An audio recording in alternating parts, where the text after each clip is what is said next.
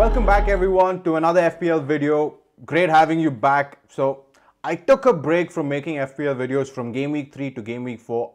I didn't even post my final video about my final team selection for Game Week 3. I'm sorry about that. It's just that I was getting prepared for this wild card. Like I mentioned earlier in my previous videos, I was going to wild card in Game Week 4.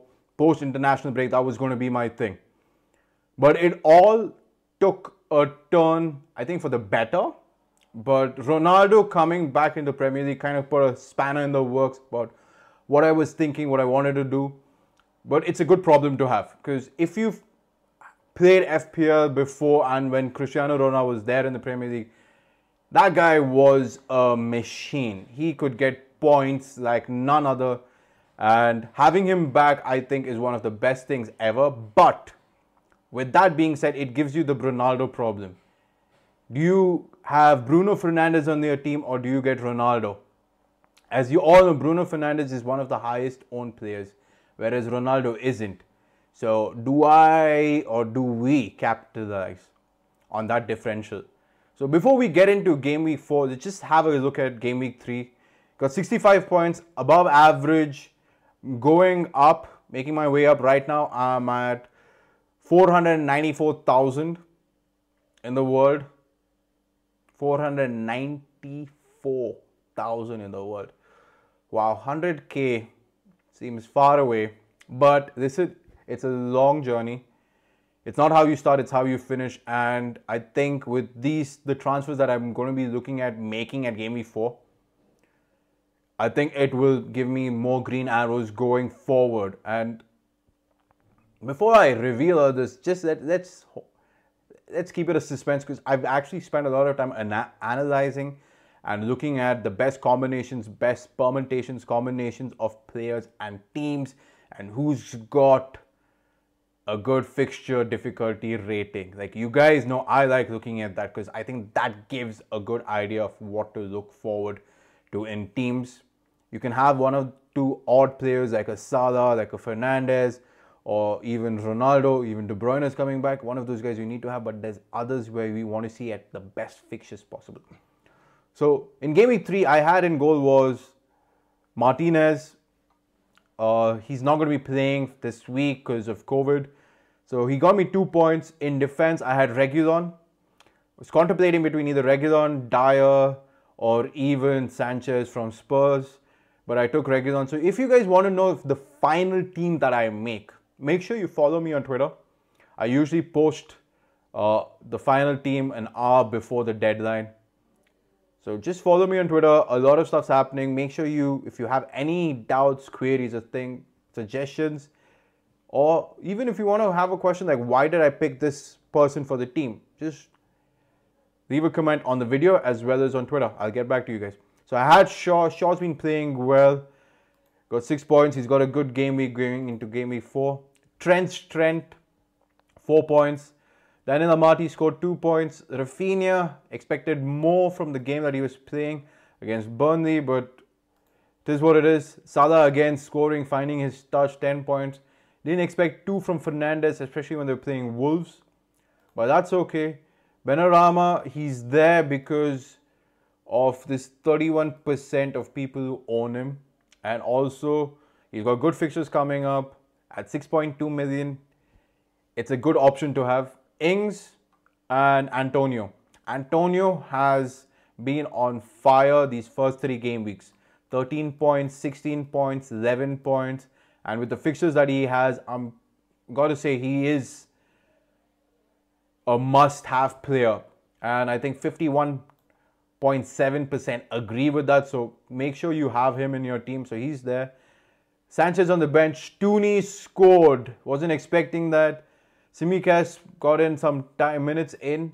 But that's okay. 4 minutes, that's fine. And Gilmore got 2 points. So that was my team for Game Week 3. Now, before we go into Game Week 4, I just want to have a look at what I love to enjoy. And this is one way. Like, if you're new to FPL, there's going to be like 100 videos out on YouTube where this is the best team, this is the best team, this is the most comprehensive, or this is the team that you need to have.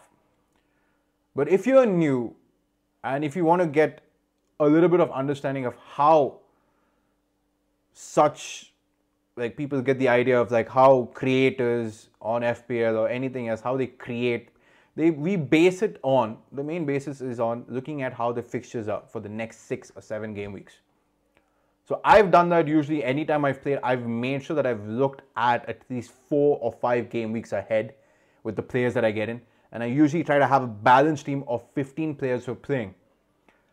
Arsenal have a great run of fixtures from game week 4 to game week 7. That's game week 10. They have 7 good fixtures. But Arsenal being Arsenal, you cannot trust them. So I'm gonna tell you, and even I'm gonna be avoiding any Arsenal players until further notice that they've improved. Sorry, Gunners fans, but that's how it is. Aston Villa, no, I think this is the right time now to get rid of Ings and Martinez. Brentford, they've been good. They've had their patches, but yeah, they've got a run of fixtures where they're going to be playing Liverpool, West Ham, Chelsea, and Leicester. So not going to be expecting much from there. Brighton, listen, it's a give or take. They've been playing well. They've been solid. You cannot go wrong with Sanchez in goal, so he's been doing well. More than Burnley, I would actually look at Chelsea. Chelsea, for the way they've played, I think it's good time to get at least one Chelsea player.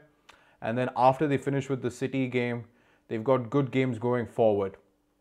Crystal Palace, right now not looking at any Crystal Palace players. Everton, on the other hand, apart from this United game, the next 7 game weeks, they're quite good. So Dominic Calvert-Lewin, Richarlison, Dinger, there's so many players that you could look at. Same thing with Leeds and even Leicester.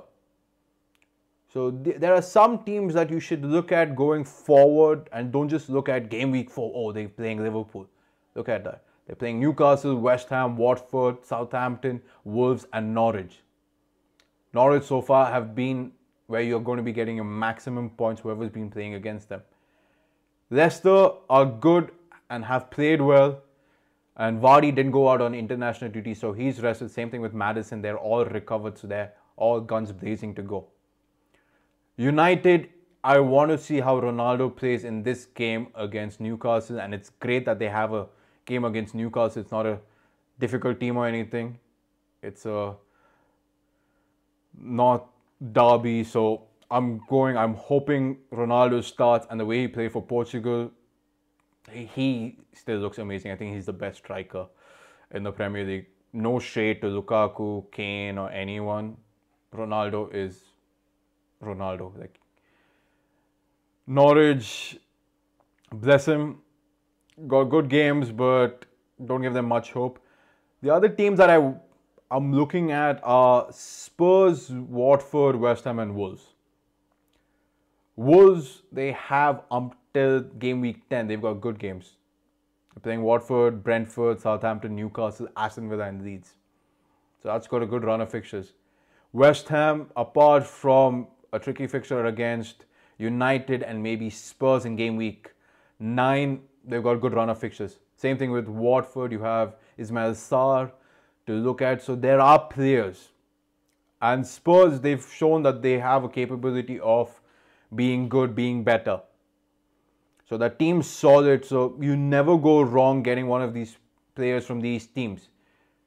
So that's looking at FDR, fixture difficulty rating, and that's something I would advise all of you to look at when you're planning your team, especially if you're looking at playing the wild card, because it helps you plan getting at least 15 players who are playing for the next 7 game weeks. So my whole idea is I'm going to play the wild card on game week 4, might not make any transfers in game week 5, do one on game week 6. So that's again 1 free extra transfer. So that's 2 transfers in game week 6. And looking at game week 6, I can choose from players from United, from Leicester, from Liverpool. I've got Spurs, Watford, Wolves. So I'm keeping that option. It's always good to have an extra transfer at hand. So like I've been saying so far, let's look at my team that I've gone for in game week 4. So I've activated my wildcard chip. So in goal, I've gone for Sanchez because he's playing Brentford in game week 4, and then he's got good fixtures except for maybe 3 tricky fixtures till game week 11. So just keeping him, he's a good option at 4.5 million and he's owned by 24.6% of managers. The next keeper that I have is Salah. So one of the reasons being is, look at the fixtures that Wolves have. The next 4 fixtures, you have Watford, Brentford, Southampton and Newcastle. And with Borgall coming back, I think the defense is going to be solid. So thinking of getting him, I'm thinking of having him here. And with only 1.2% owned, that's like a differential for me going forward. So playing the differential, like with the fixtures that he has, there's a definite chance he's going to come out with clean sheets. And he's not a bad goalkeeper. He's played really well so far. So having him 1.2% owned, that's a good differential to have. In my midfield, in my defense, I've got Nelson Semedo. Again, owned by only 2.1%. The Wolves fixtures look enticing. Like, I would like to look at like a Traore or something, but these are 2 good options to get a Wolves player, Salah and Semedo. Then another midfielder that defender I have is Williams. At 4 million, he played in the previous game. Like, listen, he's going to be riding the bench, and at 4 million, I'm not going to complain. It's a guy who's going to be on the team because I need to make sure that I have enough money allocated, and if I'm looking at transfers looking forward. One guy here who I didn't want to take out of the team was Shaw. Luke Shaw, yes, he's had a different sort of a game that he's been playing. But to get into the United team at 5.5 million, I think he's good to have. And I think he's a good option. He's attacking. He's a good attacking threat to have. Game against Newcastle will show like how the team's going to be lined up with Ronaldo, with everyone, but I think he's going to be starting. So that's one of the reasons with the midfield of United. I'm not sure who's playing, who's not playing, again with the attackers. So that's one of the reasons. Going with Luke Shaw, it's a safe bet. He's going to be starting, he's going to be playing. Another player who I haven't got rid of is Trent. And one of the big reasons being is Trent can hurt you in FPL. And he's done that many times over to managers. He's done that to me personally also a few years ago. So that's one of the things I mentioned even in my first video. Once I get Trent, he's the lock. I'm not getting rid of him. They're playing Leeds. He's attacking. He's a threat. So it's going to be an open game. So he could even score. Then they have Crystal Palace and Brentford. And then the big game against City.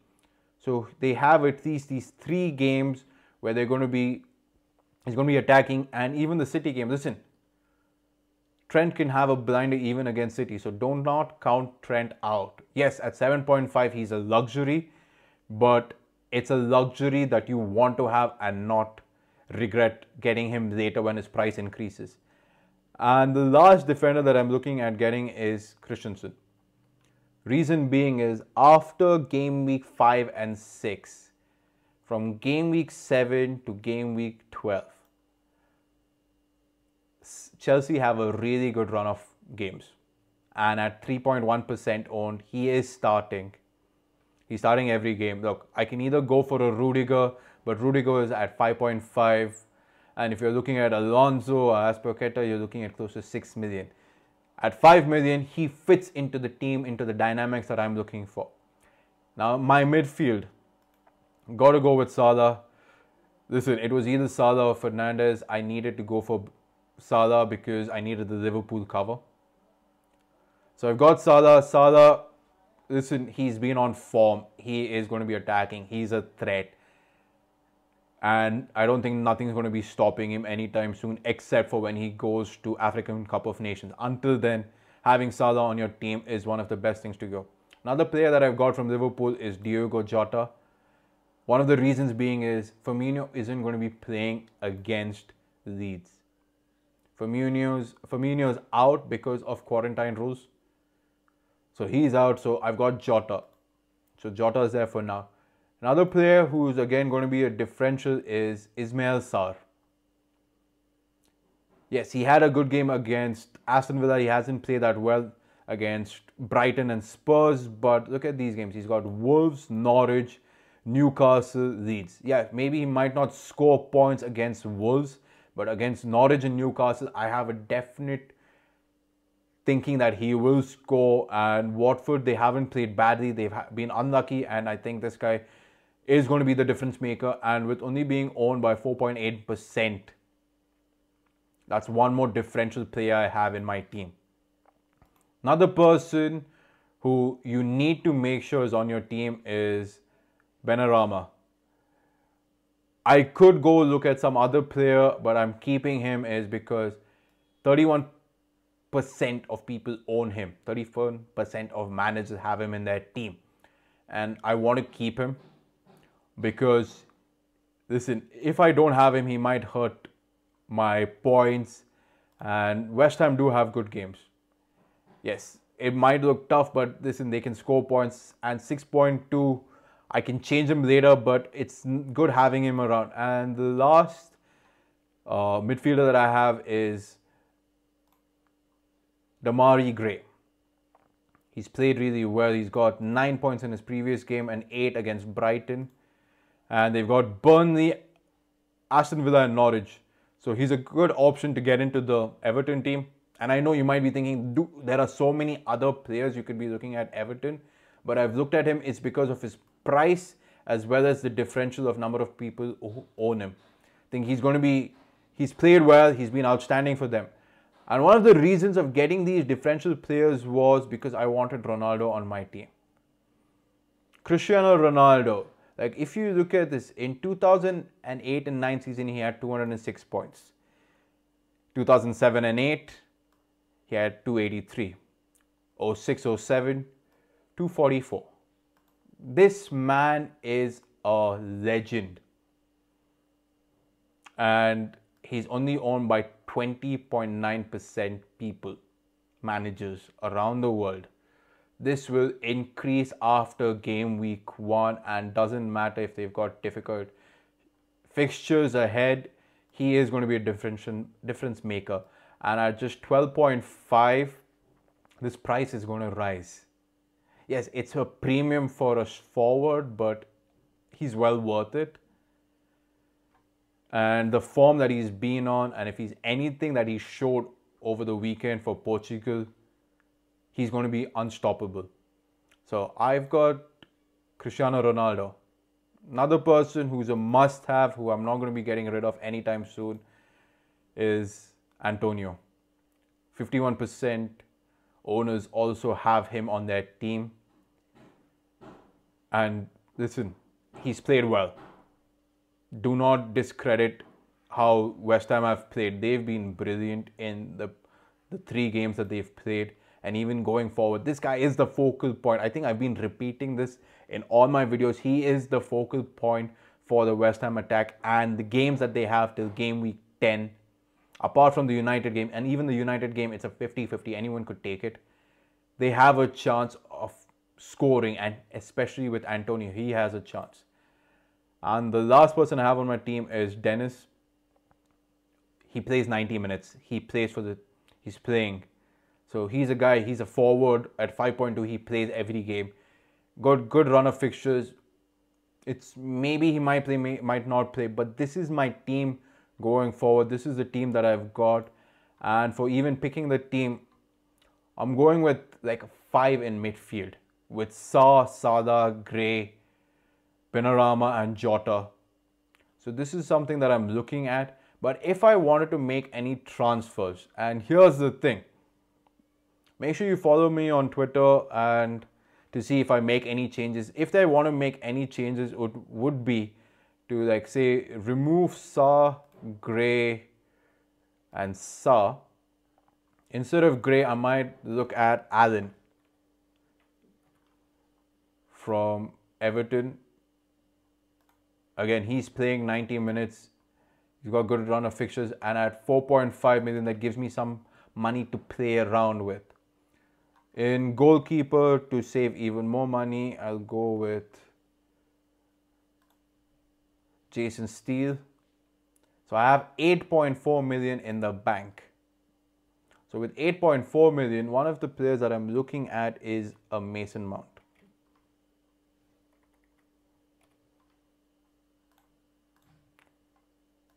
So that's my cover for Chelsea. So with Mason Mount on my team, I still have 0.9 million left in the bank. I can make more changes.